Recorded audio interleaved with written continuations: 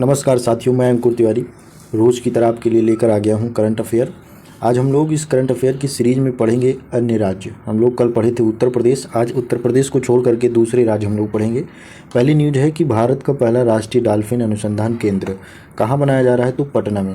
बिहार के मुख्यमंत्री नीतीश कुमार ने 4 मार्च को पटना में भारत के पहले एकमात्र राष्ट्रीय डॉल्फिन अनुसंधान केंद्र का उद्घाटन किया है। यह पूरे एशिया में डॉल्फिन पर या अपनी तरह का एकमात्र शोध केंद्र है।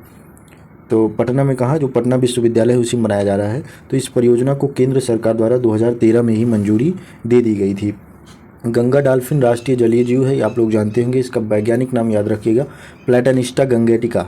प्लैटानिस्टा गंगेटिका इसका वैज्ञानिक नाम है। यह भारतीय उपमहाद्वीप यानी कि भारत, बांग्लादेश और नेपाल में गंगा, ब्रह्मपुत्र और मेघना और कर्णफूली सांगू नदियों में पाई जाती है। डॉल्फिन को 2009 में राष्ट्रीय जलीय जीव घोषित किया गया था। ये एग्जामों में अक्सर पूछा जाता है, गंगा डॉल्फिन को कब राष्ट्रीय जलीय जीव घोषित किया गया था, तो 2009 में। प्रोजेक्ट डॉल्फिन को 2019 में भारत सरकार द्वारा शुरू किया गया था। अगली न्यूज़ है हमारी कि बेगूसराय विश्व का सबसे अधिक प्रदूषित शहर रहा है। तो हाल ही में स्विस संगठन IQ एयर द्वारा जारी विश्व वायु गुणवत्ता रिपोर्ट 2023 के अनुसार बिहार का बेगूसराय जिला विश्व के सबसे अधिक प्रदूषित शहर और महानगर क्षेत्रों में से एक रहा है, सबसे अधिक। अगली न्यूज़ है झारखंड में विधवा पुनर्विवाह योजना को लागू किया गया है। विधवा पुनर्विवाह को प्रोत्साहित करने के लिए झारखंड सरकार ने 6 मार्च को विधवा पुनर्विवाह योजना शुरू किया है। इसके तहत दोबारा शादी करने के लिए विधवा महिलाओं को 2 लाख रुपए दिए जाएंगे। लेकिन नियम यह है कि जिस दिन उसके पति की मृत्यु हुई हो उसके 1 साल के अंदर उसे नामांकन कराना होगा।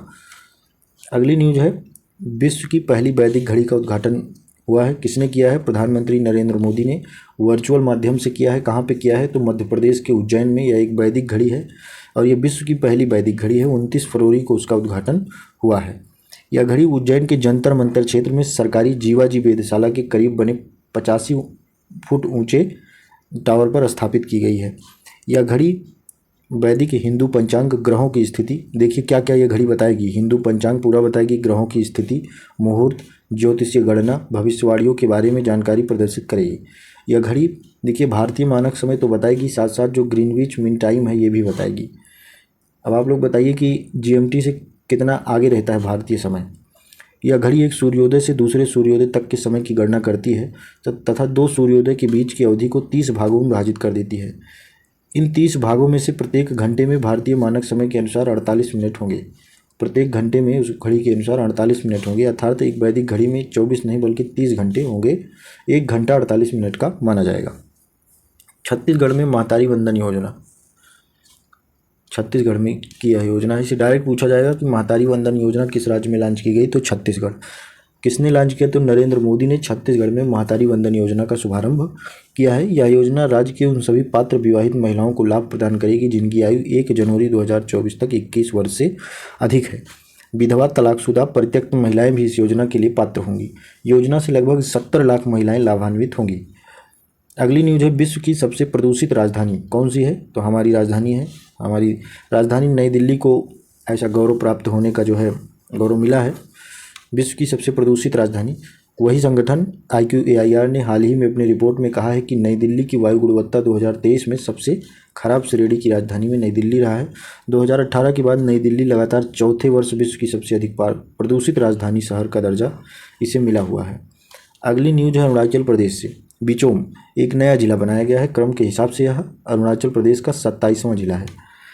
पश्चिम और पूर्वी कामेंग एक कामेंग जिला है, उसके पश्चिमी और पूर्वी भागों के बीच में यह बनाया गया है कि विभाजन के अस्तित्व में आया यह बिचोम अरुणाचल प्रदेश का 27वां जिला है। मुख्यमंत्री यहाँ के कौन है? पेमा खांडू ने 7 मार्च 2024 को इस जिले का उद्घाटन किया है और नपांगमुंग में इसके मुख्यालय की आधारशिला रखी है। इसमें 27 गाँव और पूर्वी कामेंग के 28 गाँव नए बिचोम जिले का हिस्सा बनाए, मतलब पश्चिमी कामेंग के 27 और पूर्वी कामेंग के 28 गाँव इसमें शामिल हैं। अगली न्यूज़ है सिक्किम का पहला रेलवे स्टेशन 26 फरवरी को प्रधानमंत्री मोदी ने कहाँ से? रंगपो में। ये पूछा जाएगा, रंगपो में सिक्किम में पहले रेलवे स्टेशन की वर्चुअली की आधारशिला रखी है। अभी तक सिक्किम में रेलवे स्टेशन नहीं था। सिक्किम के पहले रेलवे स्टेशन का नाम क्या है? रंगपो। यह स्टेशन पश्चिम बंगाल में सिलीगुड़ी के पास सेवोके से सिक्किम में रंगपो को जोड़ेगा। सेवोके रंगपो के बीच 3 स्टेशन है, रियांग, तीस्ता और मेल्ली। तीस्ता नाम की एक नदी भी इसी बीच में पड़ती है। अगली न्यूज है इंदिरा अम्मा आवास योजना। इंदिरा अम्मा आवास योजना कहाँ शुरू की गई? तेलंगाना सरकार द्वारा। गरीबों के लिए इंदिरा अम्मा आवास योजना शुरू की गई। राज्य सरकार ने 3 मार्च 2024 को इस योजना की घोषणा की थी। योजना के तहत उन लोगों को घर बनाने के लिए 5 लाख रुपए की सहायता दी जाएगी जिनके पास भूखंड तो है, मतलब ज़मीन तो है लेकिन घर नहीं है। और इस योजना में ये भी कहा गया कि जिनके पास ज़मीन ही नहीं है उनको ज़मीन भी दिया जाएगा और 5 लाख रुपए भी दिए जाएंगे। दोस्तों इसी के साथ हमारे वीडियो जो है समाप्त होता है। दोस्तों ज़रा सा भी अच्छा लगा हो तो लाइक कर दीजिए, सब्सक्राइब कर दीजिए। पूरा वीडियो देखने के लिए बहुत बहुत धन्यवाद। जय हिंद, जय भारत।